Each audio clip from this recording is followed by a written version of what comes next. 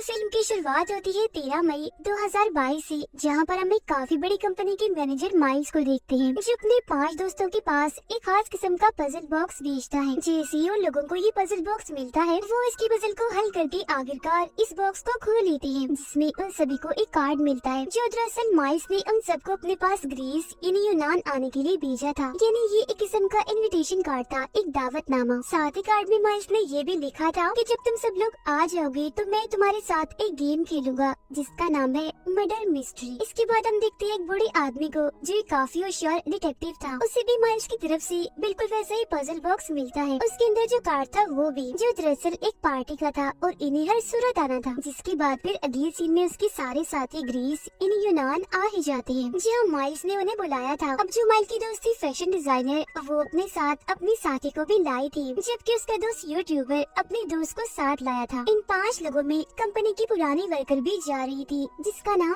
Andy था। उसे देखकर सारे लोग काफी हैरान रह जाते हैं, क्योंकि एक झगड़े की वजह से माइल्स ने सालों पहले इसे अपनी कंपनी से निकाल दिया था। अब माइल्स ने उन सबके लिए एक शिप भेजी थी, जो इन सबको माइल्स के खूबसूरत आइलैंड पर ले जाएगी, जिस आइलैंड का नाम ग्लास ऑनियन है। जिसके बाद आखिरकार ये उस आइलैंड पर पहुँच जाते हैं, जो नजारा बहुत ही खूबसूरत था। माइल्स फिर इन सभी से मिलता है और पूरा आइलैंड दिखाता है, जो देखने के बाद सब लोग अपने अपने कमरे में चले जाते हैं आराम करने के लिए। अब माइल्स फिर डिटेक्टिव को अपने ऑफिस में लेकर जाता है और पूछता है कि आप यहाँ क्या कर रहे हैं, क्योंकि मैंने तो आपको नहीं बुलाया, आपको तो मैंने कोई दावतनामा नहीं भेजा। जिस पर डिटेक्टिव उसे वही कार्ड दिखाते हुए कहता है कि ये मुझे उसी पजल बॉक्स के अंदर से मिला था, जो तुमने मुझे भिजवाया था। तो अगर तुमने मुझे यहाँ नहीं बुलाया, तो हो सकता है कि तुम्हारे किसी दोस्त ने पजल बॉक्स को दोबारा से सेट करके मेरे पास भेज दिया हो, जो शायद उन्होंने शरारत मजाक में किया होगा। जो सुनकर माइल्स कहते हैं वैसे एक तरह से अच्छा ही हुआ। कितनी अच्छी बात होगी ना कि तुम जैसा बड़ा और होशियार डिटेक्टिव मेरे मर्डर मिस्ट्री गेम का हिस्सा होगा। अब वो सारे लोग टाइम पास करने के लिए पूल में चले जाते हैं, ताकि अच्छा वक्त गुजार सके। जी हाँ, बातों ही बातों में माइल्स का यूट्यूबर दोस्त कहता है कि पिछले हफ्ते जब मैं कहीं जा रहा था, तो माइल्स भी उस वक्त गाड़ी से कहीं जा रहा था, मगर गाड़ी वो बहुत तेज चला रहा था, इतनी तेज कि उसे नजर भी नहीं आया कि मैं सामने हूँ। वो लगभग मुझे मार ही चुका था। इसके बाद जब ये सारे लोग एक जगह पर आराम कर रही थी, तो डिटेक्टिव माइल्स से पूछता है कि तुम और तुम्हारे सारे दोस्त आखिर इतने कामयाब कैसे बन गए। जिस पर माइल्स जवाब देता है कि इसके पीछे एक समझदारी है, और वो ये कि कोई भी चीज हो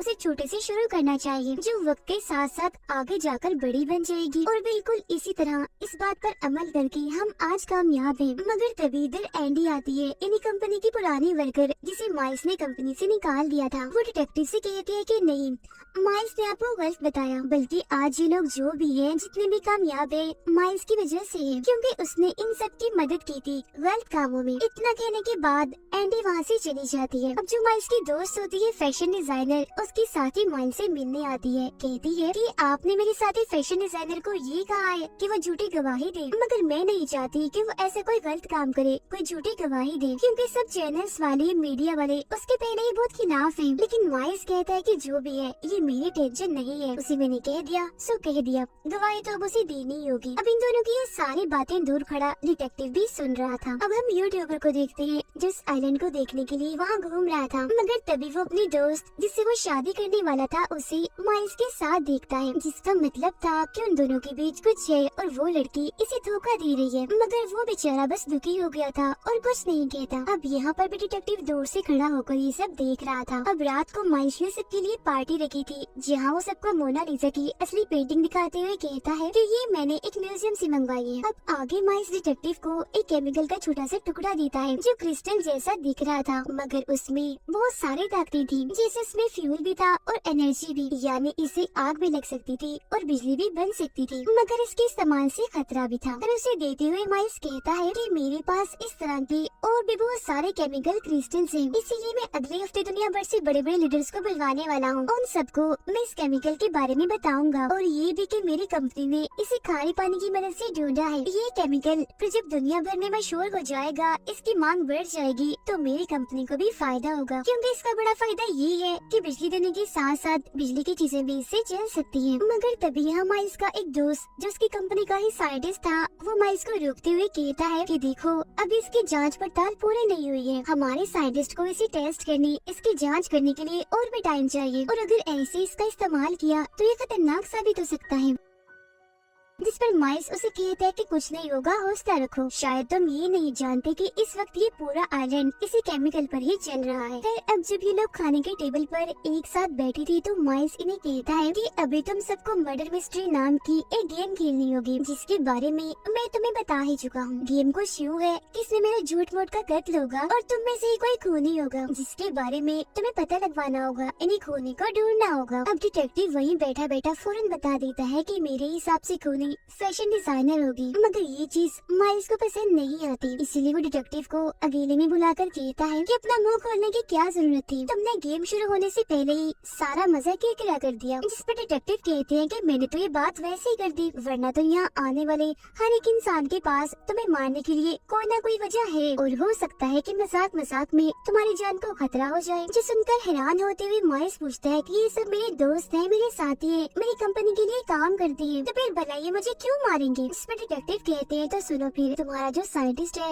वो तुमसे जरा कुछ नहीं है, क्योंकि उसके मना करने के बावजूद भी तुम उस केमिकल पर काम कर रहे हो। तुम्हारी दूसरी दोस्त जो पॉलिटिशियन है उसको तो तुमने धमकी दी थी कि अगर उसने इस केमिकल के प्रोजेक्ट को पास नहीं किया तो तुम इलेक्शन किसी और को जितवा दोगे। इसके अलावा तुम्हारी दोस्त फैशन डिजाइनर, हालांकि वो नहीं चाहती और न ही उसकी साथी चाहती है, मगर फिर भी तुम उसे मीडिया के सामने झूठ बुलवा रहे हो। यूट्यूबर को ये बात पता चल गई है कि तुम्हारे और उसके दोस्त के बीच कुछ है और वो उसे धोखा दे रही है तुम्हारे साथ मिलकर। रही बात तुम्हारी पुरानी दोस्त एंडी की, तो उसकी तो तुम्हारे साथ पुरानी ही दुश्मनी है, जिसका मतलब है कि तुम्हारे ये सारे दोस्त किसी न किसी वजह से तुम्हारे दुश्मन भी है। अब माइल्स डिटेक्टिव को अपने दोस्तों की एक तस्वीर दिखाता है, जिस तस्वीर के नीचे एक रुमाल भी रखा था, जिस पर पेन की मदद से एक पूरा स्केच बनाया हुआ था, जो देखकर वो बताता है कि मेरी कंपनी को शुरू करने का आइडिया मैंने एक बार में बैठकर बनाया था, जिसका नाम ग्लास ऑनियन है और इसी के नाम पर मैंने अपने आइलैंड का भी नाम रखा और फिर उस सारे आइडिया, सारे प्लानिंग को मैंने रुमाल पर लिख लिया और ये वही रुमाल है जिसे मैंने आज तक संभाल के रखा हुआ है। उधर एंडी की यूट्यूबर के साथ बहस हो जाती है, इसीलिए वो यहाँ से चली जाती है, जिसके बाद माइल्स और डिटेक्टिव भी यहाँ आ जाते हैं। अब तभी यूट्यूबर का मोबाइल बजने लगता है, क्योंकि गूगल की तरफ से उसे बहुत सारी नोटिफिकेशंस पैगाम आ रहे थे, जो देख पहले तो वो काफी हैरान रह जाता है, मगर बाद में वो सारे नोटिफिकेशंस माइल को दिखाकर हंसने लगता है। नोटिफिकेशंस देखकर माइल्स एकदम दंग रह जाता है, उसके रंग उड़ गई थी। वो फौरन यूट्यूबर के गले लेकर उसे मुंह बंद रखने के लिए कहता है, जिसके बाद वो एक ऐलान करता है कि अब से मैं यूट्यूबर को अपनी कंपनी में एक बड़ी पोस्ट पर रख रहा हूँ, जहाँ ये काफी अच्छा कमा सकता है। जो सुनकर वो यूट्यूबर काफी खुश हो जाता है। अब यहाँ सवाल ये उठता है कि वो नोटिफिकेशंस क्या थी, जिस पर माइल्स इतना बदल गया कि यूट्यूबर को बड़ी पोस्ट दे दी, और वो डर क्यों गया था,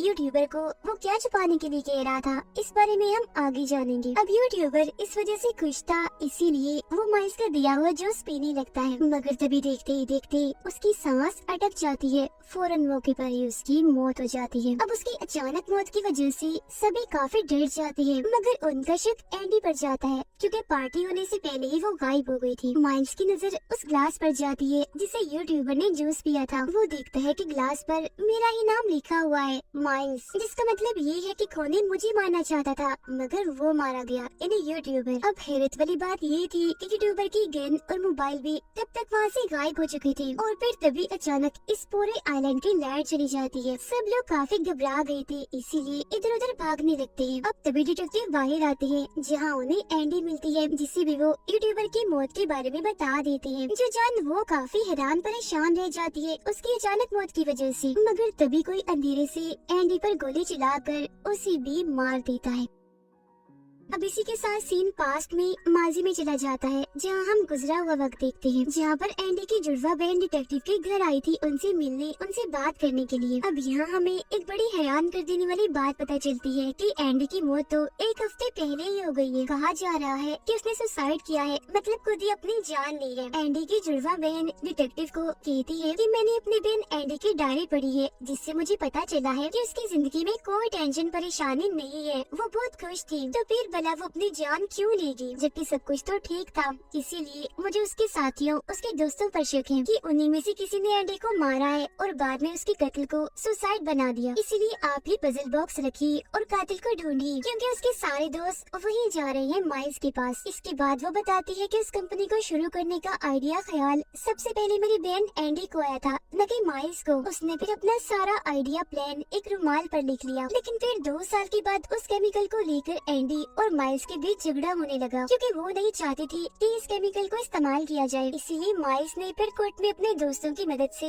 झूठी गवाही दी, मगर खुद को साबित करने के लिए सबूत के तौर पर एंडी के पास सिर्फ वो रुमाल ही था जो इस केस के दौरान ही बदकिस्मती से कहीं गायब हो गया। जिसके बाद फिर माइल्स ने बिल्कुल वैसे ही नकली रुमाल बनाया जैसा एंडी ने बनाया था और बस इसी वजह से मेरी बहन इस केस को हार गई। मगर फिर एक दिन एंडी को वो असली रुमाल मिल ही गया जिसकी की कॉपी बनाकर और असली रुमाल को इन्वेलप लिफाफे में डालकर उसकी तस्वीर बनाई, जिसे उसने माइल्स के अलावा अपने सारे दोस्तों के पास भेजा ताकि ये बात साबित हो जाए कि ये आइडिया सबसे पहले एंडी का ही था। मगर फिर अगले ही दिन एंडी की मौत हो गई और वो असली रुमाल भी कहीं गायब हो गया। ये सारी बातें सुनकर डिटेक्टिव समझ जाते हैं कि जरूर एंडी के दोस्तों में से ही कोई उसका खूनी है। इसीलिए वो एंडी की बहन को कहती है कि मैं उसके कातिल को ढूंढूंगा, मगर तुम भी मेरे साथ माइल्स के आइलैंड पर चलोगी एंडी बनकर, ताकि तुम वहाँ आए हर एक इंसान की जासूसी कर सको और सारी जासूसी करके जानकारी मुझे ला कर दो। जिसके बाद एंडी की बहन एंडी बनकर डिटेक्टिव के साथ उस आइलैंड पर आ गई। जासूसी करते हुए वो साइंटिस्ट और पॉलिटिशियन की बातें सुन लेती है। साइंटिस्ट बताता है कि जब उस केमिकल को इस्तेमाल किया जाता है तो उसमें से जहरीली गैस निकलती है जो इंसानों के लिए काफी खतरनाक है। जिस पर पॉलिटिशियन कहती है कि मैंने इस केमिकल के प्रोजेक्ट पर मंजूरी नहीं दी थी, मैं बिल्कुल भी राजी नहीं थी, मगर माइल्स की काफी कहने पर मुझे इस केमिकल को इस्तेमाल करने की मंजूरी देनी ही पड़ी, क्योंकि अगर ये प्रोजेक्ट रुक गया माइल्स किसी और को ले आएगा मेरी जगह, जिससे मैं बर्बाद हो जाऊंगी। फैशन डिजाइनर की जासूसी करते हुए एंडी की बहन को पता चलता है कि दरअसल माइल्स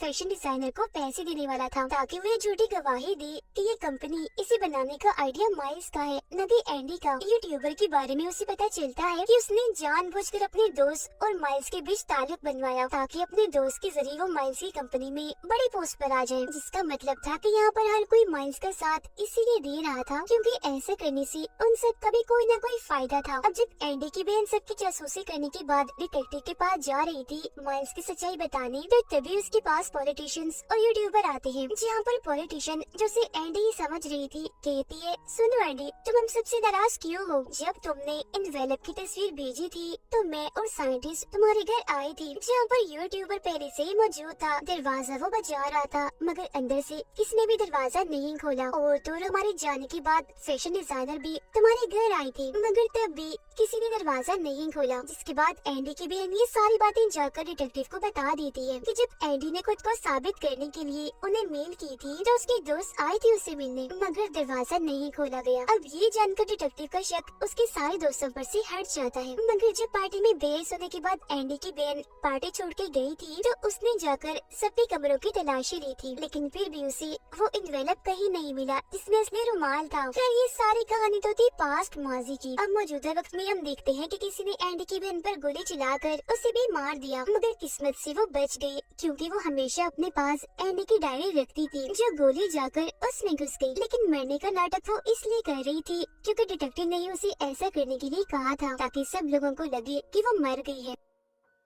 अब तक इस बात का फायदा उठाकर एंडी की बहन माइल्स के कमरे में जाती है, जहाँ तलाशी लेने पर तस्वीर के पीछे वो इन्वेलप उसे मिल भी जाता है जिसमें असली रुमाल था, जिससे यहाँ ये बात साबित हो गई कि एंडी को और किसी ने नहीं बल्कि माइल्स ने ही मारा है। अब यहाँ पर डिटेक्टिव माइल्स से कहते हैं कि मुझे पता चल गया है तुमने यूट्यूबर के जूस में पाइनएप्पल जूस मिलाया था क्योंकि तुम जानते थे कि उसे पाइनएप्पल की एलर्जी है, जिसके पीते ही उसकी मौत हो गई। अब इतनी ही देर में एंडी की बहन भी यहाँ आ जाती है जिसके पास वो असली रुमाल भी था, जो देखकर डिटेक्टिव कहते हैं कि जब एंडी ने तुम सबको मेल की थी कि कंपनी बनाने का आइडिया मेरा है और उस आइडिया की कॉपी भी भेजी थी, तो तभी वो मेल साइंटिस्ट ने माइल्स को भी भेज दी थी, जो पढ़कर माइल्स को इतना गुस्सा आया कि वो सीधा एंडी के घर चला गया। वहाँ जाकर माइल्स ने उसका कत्ल किया और फिर रुमाल चुराकर वो फौरन वहाँ से निकल गया। गाड़ी वो काफी तेजी से चला रहा था जिससे यूट्यूबर भी टकराने वाला था, और ये बात यूट्यूबर ने बताई भी थी जब हम सब पूल के पास थे। और जब यूट्यूबर को गूगल की नोटिफिकेशंस आ रही थी तो उसमें उसे पता चल गया था कि एंडी की मौत हो गई है। उसका शक फिर माइल्स पर ही गया था क्योंकि यूट्यूबर ने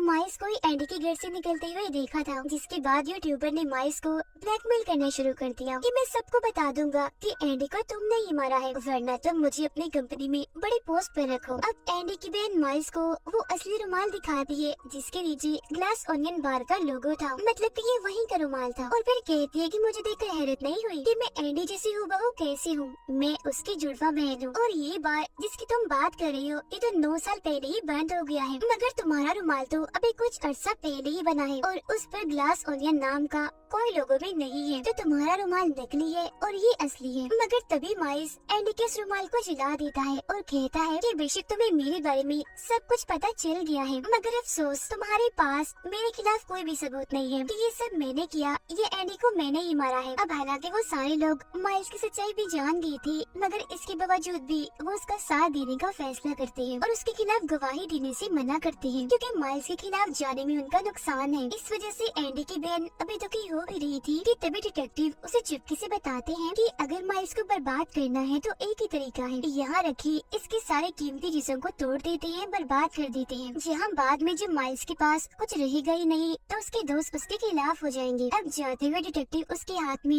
उस केमिकल का वो छोटा सा टुकड़ा रख देते हैं जो खुद उन्हें माइल्स नहीं दिया था, जिसके बाद एंडी की बहन वहाँ रखी हर एक चीज को तोड़ने लगती है और फिर वहाँ आग भी लगा देती है। मगर ये देखकर अभी भी माइल्स नॉर्मल था, उसे लग रहा था कि कुछ नहीं हुआ, सब ठीक है। मगर फिर तभी एंडी की बहन माइल्स को वो केमिकल का छोटा सा टुकड़ा दिखाती है, जो देखकर माइल्स समेत सारे लोग काफी डर जाते हैं, काफी घबरा गई थी, क्योंकि ये टुकड़ा फ्यूल और एनर्जी से भरा हुआ है। और फिर जैसे वो उस टुकड़े को आग में डालती है वहाँ काफी बड़ा धमाका हो जाता है, जिससे वो पूरी ही जगह जलने लगती है, तहस नहस हो जाती है। बाहर बैठे हुए डिटेक्टिव ये सब कुछ देख रही थी और काफी इंजॉय कर रही थी माइल्स की बर्बादी देखकर। अब इससे पहले कि वो लोग जलकर मर जाते, सारे लोग बाहर आ जाते हैं, जहाँ एंडी की बहन माइल्स को कहती है, लूजर तुम हार गए, तुम्हारे पास कुछ नहीं बचा। अब माइल्स को बर्बाद देखकर उसके सारे दोस्त भी उसके खिलाफ गवाही देने के लिए मान जाते हैं, यानी कि एंडी और यूट्यूबर को माइल्स नहीं मारा था, क्योंकि बुराई और लालच का अंजाम बुरा ही होता है। और इसी के साथ ये फिल्म इधर ही खत्म हो जाती है।